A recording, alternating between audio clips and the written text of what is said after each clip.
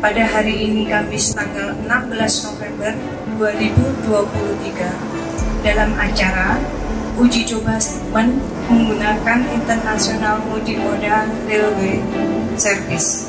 Yang terhormat di jajaran manajemen SMA CGM dari Jakarta dan dari Kepala Kantor atau Kepala Cabang. Yang terhormat dari KAI Daob 4 dan juga yang terhormat tim kami dari BKalok berkat dukungan, support, koreksi dan semuanya.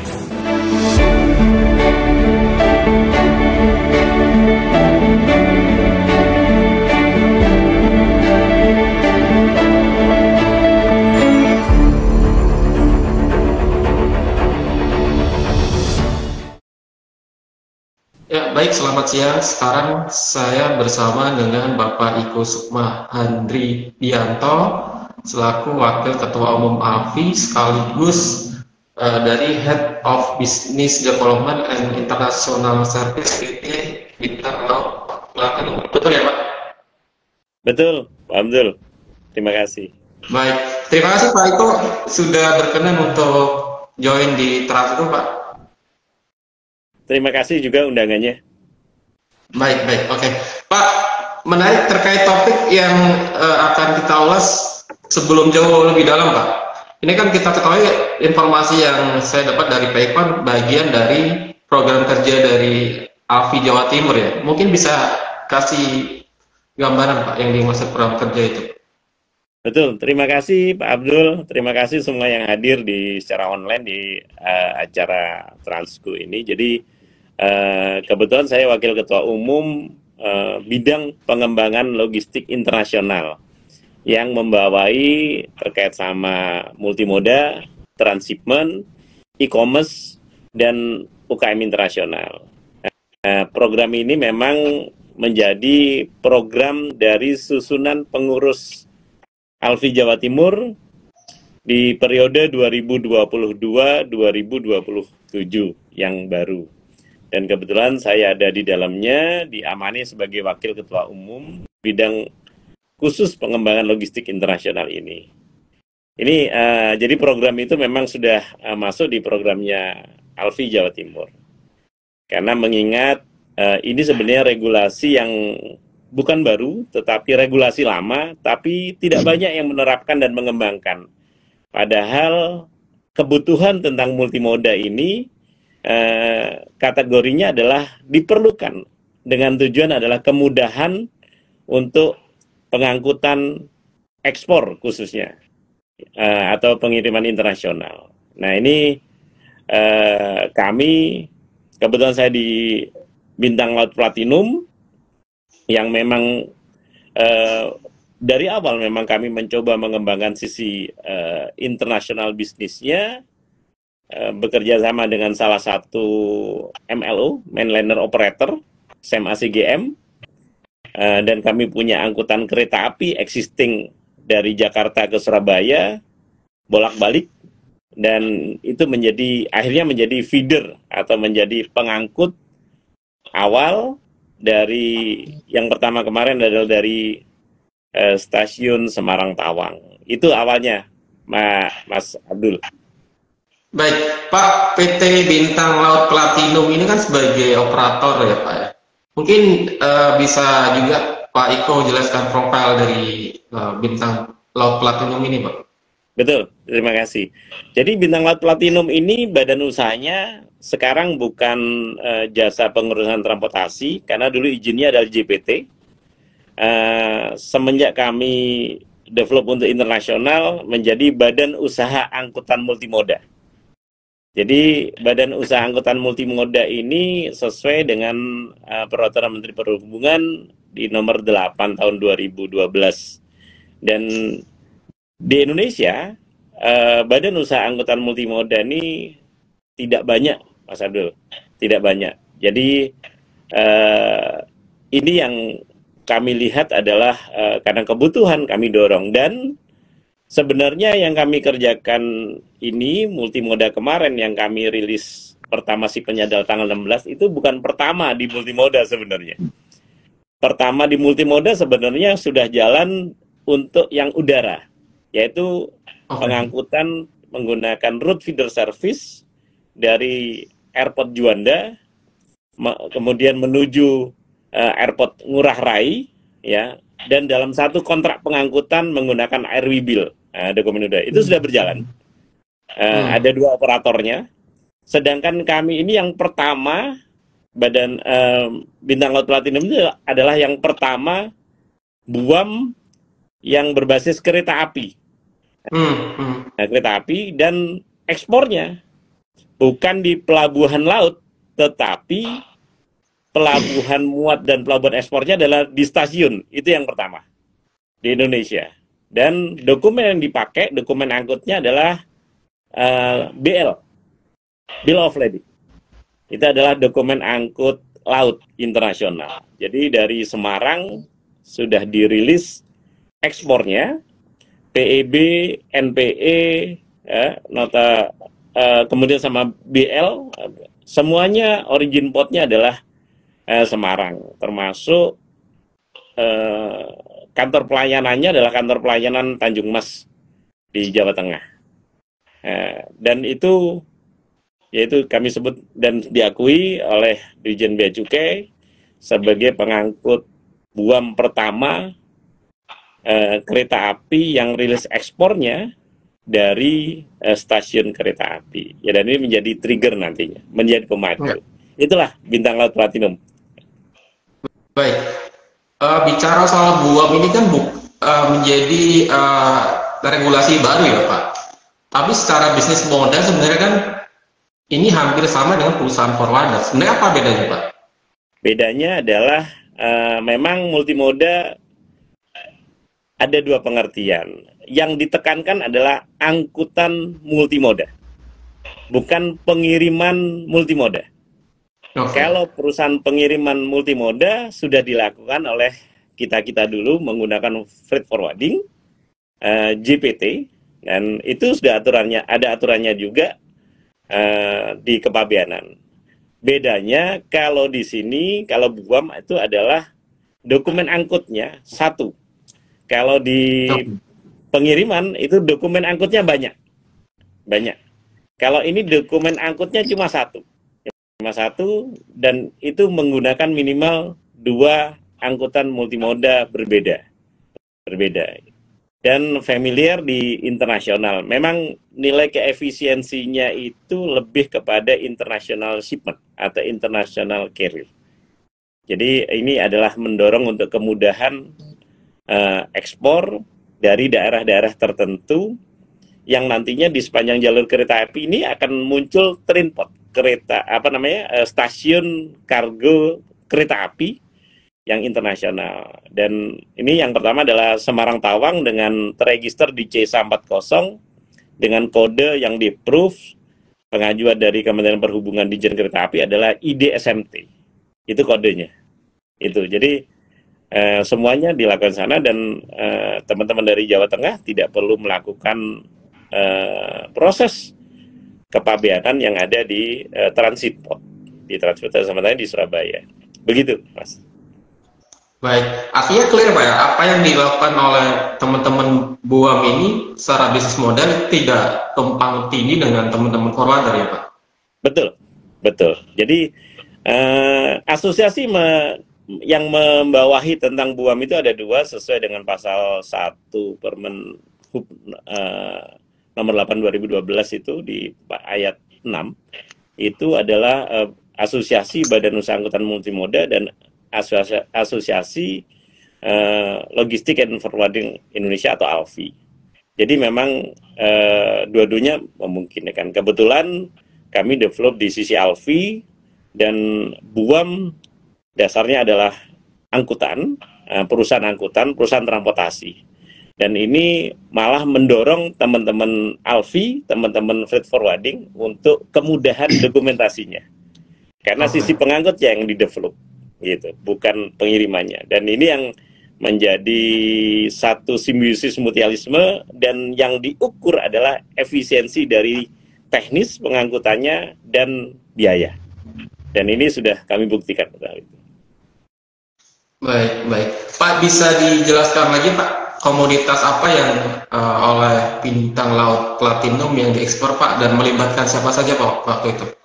Ya, di shipment pertama kemarin hari pertama, jadi shipment pertama itu hari pertama dan hari kedua itu ada 3 BL, kemudian ada BL pertama ada 40 feet kali 7, kemudian BL kedua itu ada 3 kali 40, BL ketiga ada 1 kali 40. Komoditinya yang di-approve oleh SMA CGM sebagai MLO yang bekerja sama dengan Bintang Laut Platinum ini adalah briket arang batok kelapa. Kenapa ini menjadi yang kami prioritaskan? Karena memang komoditi ini adalah kategorinya high demand di pasar internasional. Permasalahannya adalah pengangkutnya yang memiliki banyak prosedur karena kategorinya adalah dangerous good 4.2, solid flammable. Nah ini SMA CGM mengakomodir, dan dengan ketentuan berlaku SMA sebagai vessel owner dan MLO udah approve, kami sebagai pengangkut kereta api sudah di-approve juga oleh KAI dan Dirjen Kereta Api, sehingga terjadilah ngangkut yang namanya briket arang batok kelapa kategori dangerous good 4.2. Nah, ini komoditi yang luar biasa di Indonesia sih semuanya, dan potensinya di Jawa Tengah bagus banget. Dan ini menjadi pemicu juga dari teman-teman produsen-produsen IKM, khususnya produk-produk di briket arang kelapa tadi. Tetapi bukan hanya ini saja, yang akan datang sebenarnya targetnya adalah di industri, manufaktur. Karena ini akan menjadi kemudahan. Dan pengawasan dari Dirjen Bea Cukai akan lebih optimal karena menggunakan jalur yang sudah ada relnya. Sudah ada relnya. Ini kedepannya didorong juga oleh pejabat-pejabat yang ada di Kemenko Ekonomi terkait sama KEK. Wilayah KEK yang ada di beberapa tempat di jalur utara kereta api dimungkinkan juga untuk komoditinya yang berakses ke Pabianan tadi menggunakan kereta multimoda ini, dan dengan single direct master atau direct BL. Nah ini dan ini akan memacu untuk daerah-daerah yang lain, komoditi-komoditi yang lain, perishable di daerah Tegal, kemudian komoditi-komoditi yang ada di jalur selatan. Ini bertahap, dan yakin saat ini pun Bintang Laut Platinum juga sudah bekerja sama dengan mitra dan sama-sama operator kereta api kargo, yaitu PT KAI Logistik.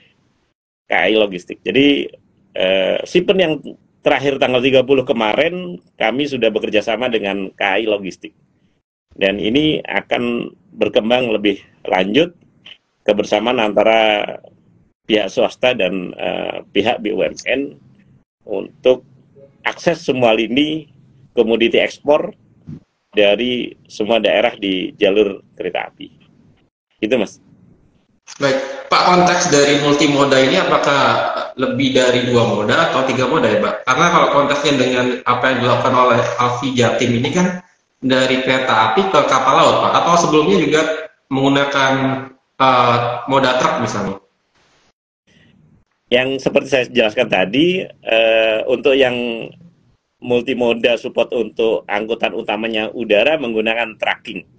Sedangkan yang ini menggunakan kereta api. Ketentuannya memang minimal 2 moda berbeda, tapi dalam satu dokumen.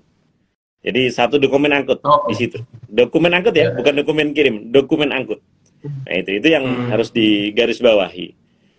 Sehingga kalau ini diterapkan, saya yakin perusahaan internasional operator pengangkutan baik udara dan laut akan termudahkan dan membuka pelayanan di beberapa titik yang mereka offline atau output istilahnya. Begitu. Oke. Kalau dari sisi eksportir Pak, dengan satu dokumen angkut apa yang diuntungkan mereka Pak? Ya, ini contoh seperti di Semarang kemarin.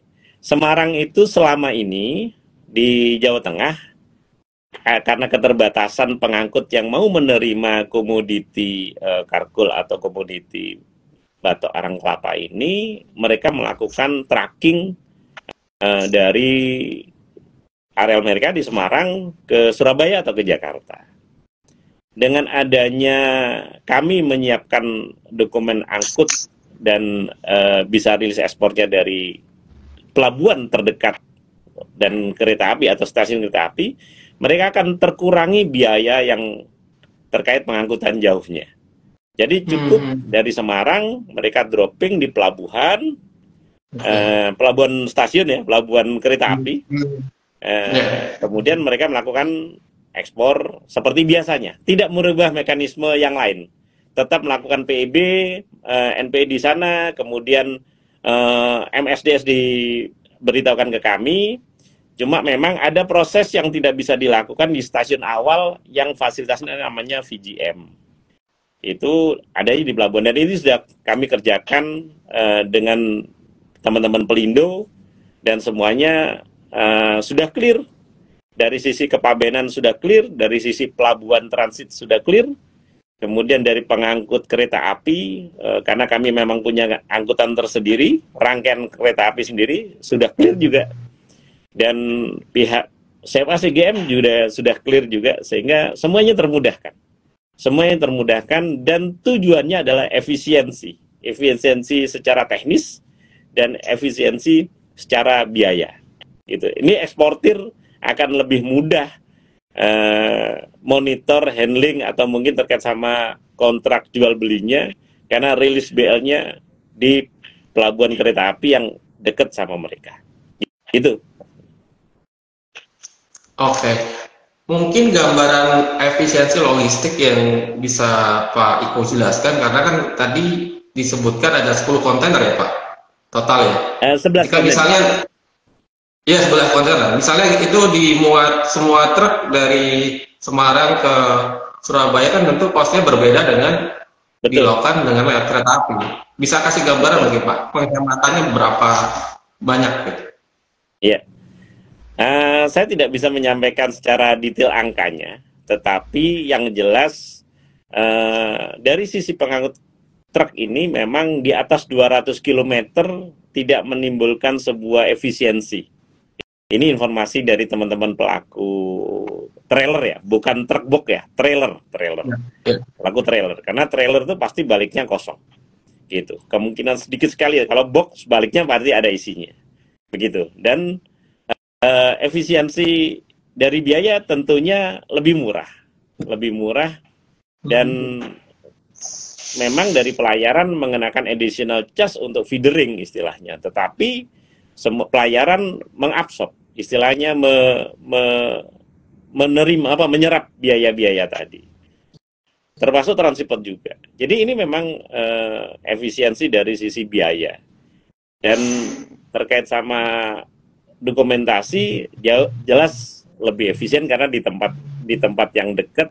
Dan oh ya, untuk biaya seperti lolo kami di stasiun lebih murah karena memang mekanismenya adalah tidak terlalu sulit, dan ini sudah kami sampaikan ke beberapa pihak terkait. Memang tujuannya semuanya adalah suksesi yang ditargetkan adalah suksesi efisiensi dari biaya logistik dan efisiensi dari dokumentasi. Kalau mengenai waktu dan lain-lainnya lebih dipastikan ketepatannya ya, bukan kecepatannya, tapi ketepatannya, karena kereta api berjadwal gitu. Dan kami udah tanyakan juga kepada beberapa shipper, mereka happy dengan adanya seperti ini. Dan untuk teman-teman tracking trailer mungkin merasa terganggu, udah kami sampaikan juga, tidak terganggu sih sebenarnya, karena memang lebih concern untuk trailer adalah yang jarak dekat. Dari pemerintah daerah dan pemerintah pusat terkait barang muatan besar atau berat yang melalui jalur-jalur tertentu, potensinya adalah kerusakan media jalan. Dengan adanya ini dikurangi, otomatis tidak banyak melebar beban jalan kemana-mana. Ini yang sesuai dengan program pemerintah untuk optimalisasi double track 2 jalur utara selatan kereta api. Ini jawabannya.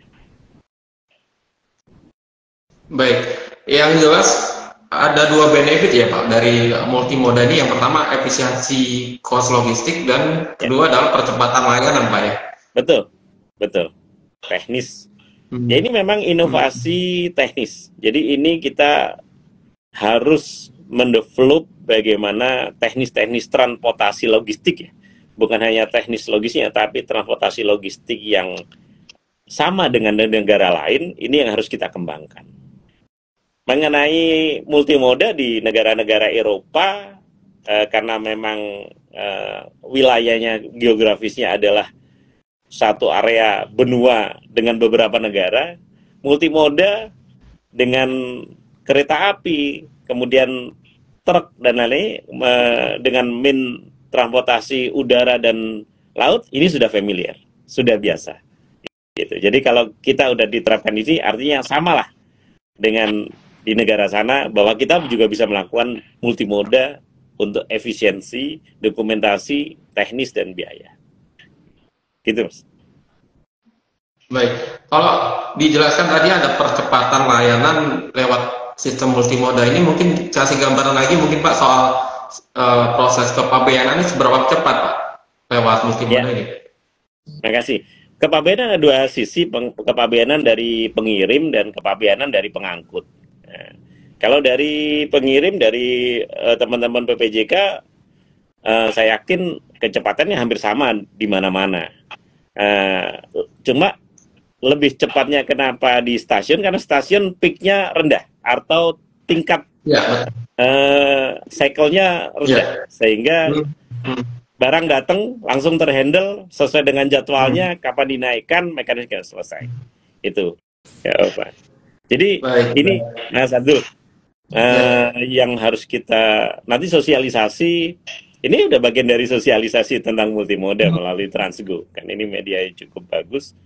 Dan kita bersama-sama untuk bagaimana memeratakan sentra ekonomi berbasis UMKM, berbasis industri, berbasis potensi lokal di sepanjang jalur kereta api, jalur utara dan jalur selatan. Ini akan memeratakan nanti. Oke, baik. Pak, faktanya sekarang itu kan semua distribusi logistik masih dominan mengandalkan moda truk ya Pak. Sementara satu sisi mungkin secara infrastruktur moda kereta api masih terlalu banyak di Jawa gitu Pak.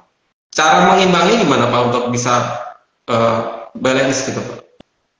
Untuk di Jawa, karena memang kereta api kan masih di Jawa ya. Jadi gini, truk itu salah satu alat angkut yang cukup efisien untuk barang yang jumlahnya tertentu, artinya tidak besar banget. Jadi memang sudah punya peran sih sebenarnya. Mana yang containerized, mana yang menggunakan truk kan gitu kan. Nah, truk ini memang dominan kalau di Jawa adalah door-to-door service, pengangkut truk kan gitu kan. Kalau di kereta lebih dominan adalah port-to-port service, dari stasiun ke stasiun kan gitu kan. Bintang Laut Platinum tiap hari angkutannya dari Surabaya Jakarta bolak-balik nih Kampung Banda nih, ngangkutnya adalah port-to-port. Dan kalaupun ada yang perlu door-to-door domestik, hanya yang containerized saja untuk kepentingan empty repo atau full container ex impor, biasanya seperti itu. Nah, untuk yang tracking tetap berperan di small medium size lah, seperti itu. Dan itu tahu sendiri bagaimana mobilisasi truk itu jumlahnya sangat-sangat luar biasa. Dan memang adanya tol ini sangat berdampak pada teman-teman pelaku tracking, bukan pelaku trailer ya, terutama pelaku tracking. Karena Jakarta bukan saja bicara Surabaya Jakarta, tapi sudah bicara Malang Jakarta, Malang Bandung, Banyuwangi. Karena memang main road-nya highway tol ini sudah tersedia. Jadi kalau mau dibuat perbandingan atau membuat balancing, sebenarnya hanya perlu sosialisasi mana barang yang sifatnya diperlukan door-to-door service, jumlahnya tertentu, dan mana yang barangnya containerized besar yang menggunakan jalur kereta api. Ini tinggal titik konsentrasinya. Dan mana barang yang memang perlu kecepatan, dan mana barang yang perlu ketepatan. Di kereta api tidak tepat. Tidak cepat, tapi tepat. Tapi kalau di truk, itu memang perlu barang yang cepat. Nah, ini yang harus didefinisikan, klasifikasi mana barang yang memang harus masuk di tracking service, mana yang masuk di kereta. Itu. Dan ini baru di Jawa terjadi, karena ada pembandingan seperti itu. Gitu, Mas. Baik. Iya. Sekalipun harapannya apa yang diangkut dari truk itu dialihkan ke kereta api, tapi kan slot dari kereta api terbatas karena kan harus menyelesaikan dari jadwal kereta penumpang. Enggak, kereta kargo kami itu tidak bergandeng sama kereta penumpang. Okay. Jadi rangkaian tersendiri. Yang di kereta penumpang itu istilahnya gerbong kargo. Gerbong kargo. Dan tidak semua rangkaian penumpang difasilitasi ada gerbong kargo, hanya tertentu. Sedangkan kami BLP ini khusus yang gerbong datar kargo, yang ngangkut containerized, kontaineran saja. Kontainer saja. Dan ini ada sekitar 6 operator di Indonesia, selain Bintang Laut Platinum, ada Kalok, dan ada 5 yang lainnya. Mereka dan kami punya rangkaian gerbong datar. Kalau di kami Bintang Laut Platinum ada tiap hari dari Surabaya Stasiun Benteng menuju Kampung Bandan itu 30 gerbong datar. 30 gerbong datar itu sama dengan 60 TIUS. Demikian juga dari Jakarta Kampung Bandan menuju Stasiun Benteng Surabaya. Jadi tiap pagi 2 kereta ini, satu dari barat menuju timur, satu dari timur menuju barat. 30 gerbong datar, 60 TIUS. Dan itu rangkaiannya agak panjang. Dan ini ada operator yang lain-lainnya juga. Gitu. Jadi memang beda sama yang kereta penumpang ya, Mas Abdul. Jadi ini bukan gerbong kargo, tapi gerbong datar, atau lebih tepatnya memang untuk containerized. Jika teman-teman domestik yang selama ini menggunakan kami di Bintang Laut Platinum untuk ke Jakarta, mereka adalah konsolidator ekspedisi domestik. Mereka ngepul di tempat kami di Stasiun Benteng, kemudian kami siapin kontainernya, kemudian dikirim ke Jakarta, di sana bongkar, mereka delivery masing-masing. Kami hanya siapkan kontainer dan pengangkutannya di Stasiun Benteng sampai ke Kampung Bandan, transit di Semarang Tawang, dan demikian sebaliknya. Gitu. Tapi jalur yang digunakan sama Pak ya dengan jalur kereta penumpang? Sama. Jadi jadwalannya yang berbeda gitu ya Pak? Betul. Masing-masing rangkaian kereta itu ada namanya. Dan ada kode operate-nya atau voyage atau nomor operasionalnya. Jadi kami punya namanya, keretanya adalah kereta Banteng Kargo 2, itu dari jalur Jakarta ke Surabaya. Yang Banteng Kargo 1 yang jalur dari Surabaya ke Kampung Bandan. Voyage-nya 2519 dan 2520. Gitu. Oke. Andai kan misalnya dari KAI membuat kebijakan untuk meningkatkan volume kargonya Pak, 2 kali lipat misalnya. Tentunya kan akan merubah jadwal kereta api gitu Pak. Betul. Atau seperti apa Pak? Jadi memang slot operate-nya dari KAI kepada kami, kepada Kalok, kepada Bintang Laut Platinum, memang sesuai dengan pengajuan nanti lalu lintasnya mereka yang menentukan bersama Dijen Kereta Api, karena regulator yang menentukan rute dan izin operasinya. KAI menyiapkan rangkaian gerbongnya dan krunya. Kami operator secara komersialnya. Gitu. Baik, oke. Selama 5 tahun terakhir, kalau nggak salah dari KAI kan juga mulai proyek rel ganda ya Pak? Double track. Sudah dioptimasi Pak penggunaan rel? Jalur utara sudah 100% running well, yang utara. Yang jalur selatan masih ada atensi di beberapa titik. Insya Allah disediakan untuk double track. tapi single tracknya sudah jalan dan ada juga rangkaian melalui jalur selatan. Cuma kalau bintang platinum jalurnya utara semua. Oke. Artinya dengan adanya double track itu sudah potensinya lebih besar lagi gitu ya. Betul. Betul.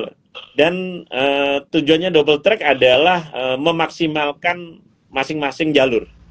Jadi, dan ini kan tidak terjadi crossing, tidak menjadi harus hold terlebih dahulu kalau ada rangkaian yang lain lewat, kan gitu kan dulu biasanya yang bersisipan. Kalau sekarang bersisipannya beda rel, sehingga jalurnya ke utara dalam satu rel semua, jalur yang ke yang ke timur jalurnya satu rel semua, yang ke barat jalurnya satu rel juga.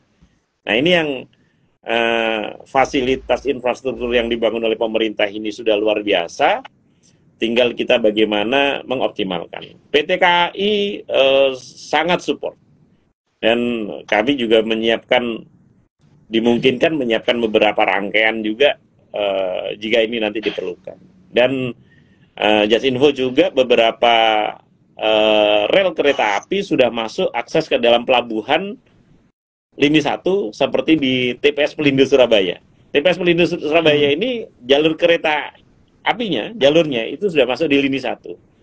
Di Jakarta masih belum, Mas Nada. Di Jakarta itu di Priok ya, jalur kereta apinya baru di Pasoso dan di Mbah Priok, dan ada satu lagi stasiun apa saya lupa namanya. Nah itu tidak masuk di Lini 1. Dan di Semarang, Pelabuhan Semarang Tanjung Mas juga sedang dibangun akses rel kereta api masuk ke Lini 1. Tapi masih belum operate ya, masih sudah jadi tapi masih belum finalisasi. Dan pemerintah juga mendorong juga untuk jalur kereta api masuk ke airport yang ada di Jogja New Airport, tapi digunakan untuk penumpang sama halnya di Cengkareng.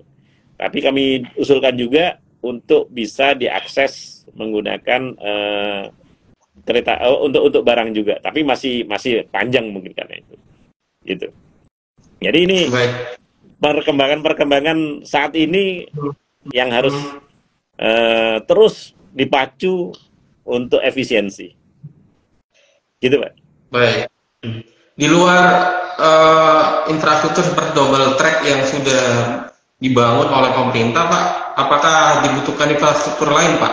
Karena kan terkait multimodal lewat angkutan barang ini kan sudah ada tren dibangunnya seperti pelabuhan kering, seperti yang mungkin di Cikarang Trepot atau semacamnya gitu. Iya, ini tinggal didorong regulasi sedikit lagi antara Kementerian Perhubungan dengan Kementerian Keuangan. Di Perhubungan Dirjen Kereta Api dan Dirjen Lalu Lintas Laut, kemudian di Kementerian Keuangan di Dirjen Bea Cukai. Itu mengenai tentang konsep tempat penimbunan sementara untuk di stasiun. Nah itu ranahnya udah di top levelnya masing-masing kementerian dan dirjen, dan kami dijadikan menjadi salah satu uji coba. Jadi saat ini kami di bawah Dirjen Kereta Api, kemudian bersama Direktorat Teknis Kepabeanan dan bersama Pelindo. Jadi memang ini menjadi pertama dan uji coba ini, karena ini kalau udah sukses, ini duplikasinya mudah karena regulasinya udah ada semuanya. Sementara ini belum lengkap lah, tapi sudah bisa jalan. Belum lengkap. Nanti idealnya kalau sudah lengkap semua, pasti sudah standarize semuanya kan gitu. Alhamdulillah setelah kami siapkan selama 1 tahun, bisnis ini atau multimoda ini bisa berjalan dan semuanya memandang titik efisiensinya di mana. Setelah kami jelaskan semuanya, dan ini menjawab dari regulasi yang selama ini sudah dicanangkan oleh pemerintah di Kementerian Perhubungan dan Dirjen Kereta Api dan Kementerian Keuangan di Dirjen Bea Cukai. Begitu, Mas. Kalau di Jawa Timur sendiri, Pak, peran dari swasta, Pak, untuk membantu untuk pemenuhan infrastruktur logistik di daerah itu seperti apa, Pak? Karena kan semua juga triggernya dari swasta, Pak, untuk bisa memulai gitu. Infrastruktur dari media angkut seperti rel kereta api itu di bawah negara semua, di bawah pemerintah semuanya, di bawah Dijen Kereta Api dan KAI tentunya. Kemudian terkait sama kereta rel jalur kereta yang masuk ke pelabuhan tentunya dengan Pelindo. Infrastruktur itu di bawah kementerian langsung. Sedangkan swasta seperti kami dari sisi infrastruktur mungkin berkolaborasi tentang drypotnya atau trainpotnya, seperti itu. Okay. Trainpotnya saja. Gitu. Kalau di pelabuhan kering yang mungkin sudah dibangun di Jawa Timur, Pak, apa dari swasta apa sudah memulai drypotnya, Pak? Iya, di Jawa Timur kami sedang membangun, sebenarnya udah kami siapkan nama dan kami udah daftarkan di registrasi kepabeanan di Bea Cukai dan sudah masuk di C140, namanya ID SBE atau sebut dengan stasiun Benteng. Itu statusnya masih tempat penimbunan, kami ajukan sebagai tempat penimbunan luar kawasan pabeanan seperti yang ada di Semarang. Dan ini belum berjalan karena memang pihak SEMA CGM main vessel-nya itu ditingkatkan operate frekuensinya di Surabaya, sehingga belum diperlukan untuk drypot yang di Surabaya. Dulu kami siapkan untuk mensupport CMA CGM waktu ada mother vessel yang operate di JCT Jakarta. Nah, di JCT yang ada 18.000 TEUs operate masuk di JCT Jakarta, itu memang arahnya kami siapkan itu ekspornya dari Surabaya stasiun Benteng. Dan frekuensi CMA CGM di Surabaya waktu itu tidak banyak, hanya dua servis per minggu. Saat ini sudah 6 servis per minggu. Jadi sementara ekspor dari Surabaya, SEMA CGM belum direkomendasikan. Yang didahulukan Semarang Tawang atau di Semarang karena memang SEMA CGM agak kesulitan operate di Semarang Tawang atau di Semarang Tanjung Mas karena draftnya rendah, draft pelabuhannya rendah, sehingga direkomendasikan untuk masuk ke Surabaya dan masuk ke Jakarta. Dan 2 pelabuhan ini sudah firm dari sisi gate pass, dari sisi kepabeanan sudah bisa digunakan semuanya. Sudah ready untuk digunakan. Tinggal marketnya saja. Dan khusus untuk yang namanya briket, kenapa SEMA CGM memprioritaskan ini juga dari sisi komersial market, juga dari sisi teknis, karena yang di-approve SEMA CGM hanya menggunakan vessel atau on vessel dari SEMA CGM sendiri, tidak bisa menggunakan feedering operator shipping line yang lain. Nah, yang pakai kereta di-approve. Tapi karena di Singapura menggunakan kapal lain, kapal joint slot sama yang lain, nah ini yang tidak bisa dijalankan. Satu-satunya jalan untuk mengakomodir ini adalah menggunakan multimoda kereta api. Ini berita bagus buat teman-teman dan terobosan juga buat dari SMA CGM, salah satu pelayaran terbesar ya, nomor 3 dunia kan, dan meregisterkan ID SMT Semarang Tawang Stasiun di dalam drypot atau trainpot mereka secara internasional. Dan insya Allah nanti ada launching dari SEMA CGM. Rencananya demikian. Baik. Ini ada komentar Pak dari audiens Pak, dari Pak Ilyas Pak. Multimoda plus kawasan ekonomi khusus akan mendorong pertumbuhan ekonomi dan pemerataan pembangunan dan meningkatkan daya saing. Mungkin Pak Iko bisa kasih komentar, mungkin kaitannya mungkin dengan kawasan industri yang seperti KIT Batang dan Kendal mungkin ya Pak? Betul. Jadi ini arahnya ke sana. Kebetulan Batal Kendang KIK-nya di utara kan itu. Nah, kita tahu sendiri di kawasan selatan berpotensi mulai Jogja, Solo, kemudian di Cilacap, kemudian Purwokerto, kan banyak potensi-potensi yang lain. Jadi ini nanti akan muncul investor, karena semua investor berpikir bukan hanya mekanisme teknik produksi, atau area, tetapi berpikir juga tentang efisiensi logistik sistem. Kalau ini berjalan, KEK itu akan lebih banyak di tengah nanti.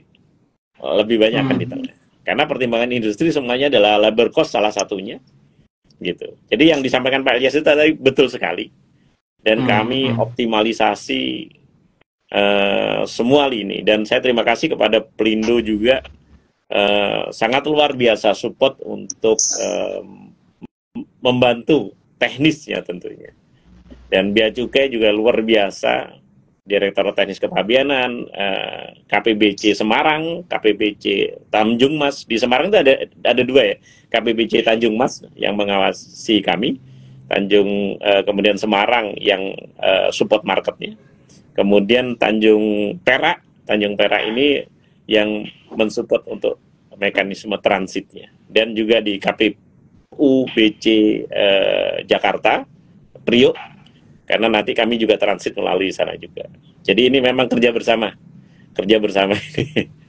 gitu, Mas Abdul. Kembali ke bintang laut Pak Timur, Pak, di luar mungkin komoditas dari briket, ke depan mungkin komoditas apa ya lagi Pak yang bisa dioptimalkan untuk ekspor, Pak? Kebetulan saya juga founder di UKM Mendunia yang concern di sosialisasi, edukasi, pendampingan untuk cara jual dan cara kirim. Komoditi-komoditi yang lain semuanya berpotensi untuk dijual, berpotensi untuk diekspor, berpotensi punya market sendiri-sendiri. Tinggal brandingnya dimaksimalkan, dan kita cetak NIB real dari kami dorong ya, bukan cetak, kami dorong teman-teman pelaku usaha ekspor ini ber-NIB secara mandiri, tidak ngajarin menggunakan undername, sehingga branding tentang usaha mereka bukan hanya di badan usahanya, tapi juga di komoditinya, di manajemennya, dan sertifikasinya.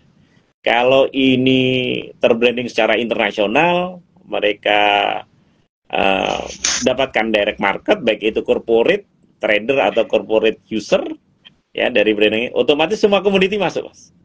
Komoditi lokal, IKM, UMKM, kemudian komoditi hasil alam, seperti kalau tahu di Tulungagung ada marmer dan lain-lainnya, tinggal mereka harus branding badan usahanya, dan nanti muncul semuanya ekspor-ekspor, NIB-nya, eksportirnya adalah asli dari sana. Ya, Tulungagung, Cilacap. Kayu nanti ada di Bojonegoro. Jadi kami memang bersama pemerintah satu visi, satu misi untuk mencetak real eksportir dan real data.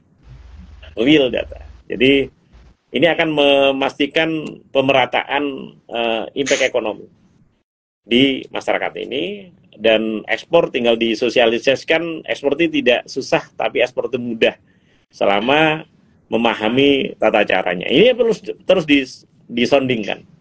Kalau ini terjadi, semuanya bisa masuk di multimoda, gitu. Dan mau hasil kebun, hasil pertanian, selama marketnya ada, gitu. Industri terutama, ya. Kalau industri otomatis nanti di KEK barang impor dan ekspor, industri tertentu semuanya akan termudahkan seperti itu. Gitu, Mas Abdul. Terakhir mungkin Pak Iko, Pak, kalau dari Alfi Jawa Timur ke depan support apa lagi Pak akan diberikan Pak ya, terkait program sesuai dengan arahan Ketua Alfi Jawa Timur Pak Wibi, kita tahu semua adalah Jawa Timur adalah hub Indonesia Timur. Salah satu fungsi di Jawa Timur, Alfi Jawa Timur, bukan hanya eksplorasi wilayah Jawa Timur, tapi mengakomodir eksplorasi teman-teman di seluruh Indonesia, khususnya Indonesia Timur.